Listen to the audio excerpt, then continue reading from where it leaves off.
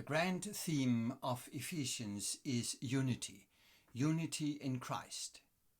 But we are today to see that this unity is also expressed through a unity between believers in prayer. Welcome to the third tidbit in our series on Paul's epistle to the Ephesians. We have read the greeting in the first two verses of chapter 1. We have looked at the great praise or thanksgiving which follows from verses 3 to 14. And now, Paul continues from his praise to God with his reference to his prayers of intercession for the people. Let's read from verse 15. For this reason, because I have heard of your faith in the Lord Jesus and your love toward all the saints, I do not cease to give thanks for you. Remember you in my prayers. I always wonder how the effect would be to be told by the apostle himself that he is praying for me. Listening to the reading of the epistle in the house churches of the day, how would they have felt knowing that they were in the prayers of Paul? Now, what is interesting is that while Paul is praying for them, he is also asking them to pray for him.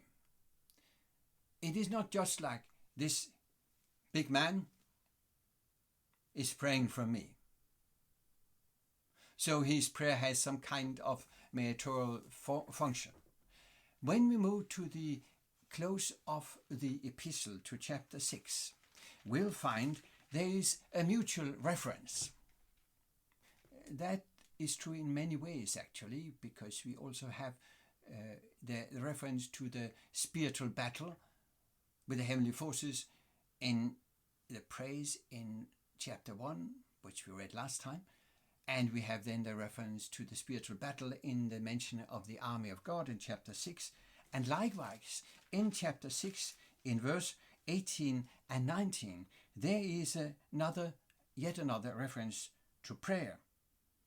The members are asked to pray at all times in the Spirit, and also, according to verse 19, and also for me.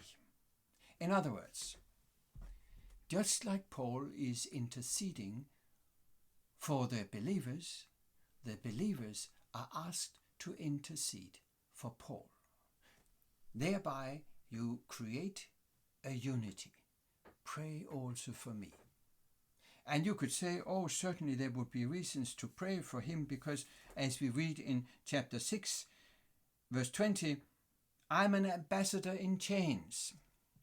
Ephesians, along with Colossians, Philemon and Philippians, are letters written while Paul is chained. He is the prisoner. But what Paul is asking for is not deliverance from the chains, but boldness and wisdom to proclaim the word, the gospel. There's a similar situation in Acts 4 where the church is gathered and they have had the sense of the first persecution and more persecutions to come, and they ask God not for deliverance but for boldness to stay faithful and proclaim the gospel.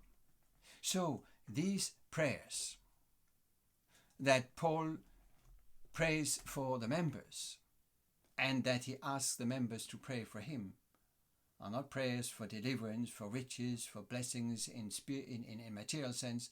These are prayers for boldness in proclaiming the gospel and wisdom in understanding the will and purpose of God. Let's read.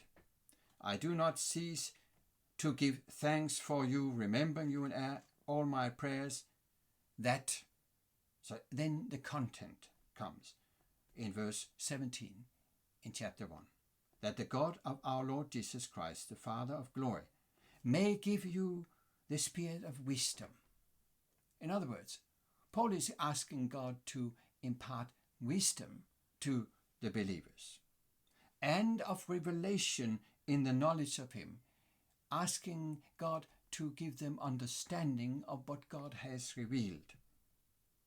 Having the eyes of your hearts enlightened, that you may know what is the hope. And in verse 19, what is the immeasurable greatness of his power towards you who believe. So Paul's intercessory prayers are not, first of all, please protect them against poverty or sickness or persecution even. It is, please give them wisdom to understand the will of power of God and the power in the resurrected Jesus Christ. That power of resurrection is thereby a power to proclaim the gospel. The power of resurrection has been able to unite people who were enemies. The power of resurrection will also help the members to proclaim the gospel so that other people can join them, so that they will be united in Christ. Let's read how this reference to the intercessory prayer of Paul is finishing. From verse 19, what is the immeasurable greatness to the working of his great might that he worked in Christ when he raised him from the dead and seated him at his right hand in the heavenly places. We have a high priest. He is anointed as high priest. We can trust that he will be able to help us. Far above all, describing Christ, rule and authority and power and dominion, and above every name that is named, not only in this age but also in the one to come. Jesus, one with God, has a divine name, he alone. And he, God, put all things under his feet and gave him as head over all things to the church, which is his body, the fullness of him who fills all in all. And Paul will continue then in the following chapter to speak about this body, how God united humans, pagans, Gentiles, and Jews into one body, into one unity, into one person. Here he exalts Christ. And if you want to compare, then go to Colossians and read verse 15 to 20 in the first chapter. These two epistles are very much alike. Most scholars will say that Ephesians is a more general letter, but then Paul, writing at the same time, hearing about specific issues in Colossians or in Colossae, he wrote to the Colossians, making use of the similar thoughts, the similar theology as in Ephesians, but adapting it to the specific situation in Colossae.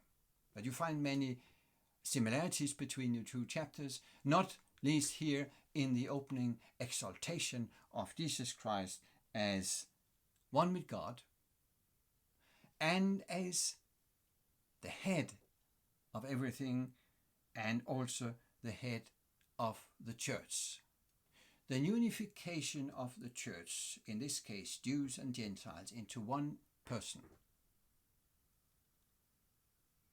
means that in the church, we human beings, we are all part of the church, but only one is the head, and that is Christ. It's not me as a pastor, it's not me as an elder, as a cardinal or bishop or even pope. There's only one head of the church, that is Jesus Christ. And how we, believing in that, and living that out in our lives, can be united in Him, is really the focus of what follows in chapter 2. So welcome back for the next tidbit as we continue our study of Ephesians. Thank you for listening in.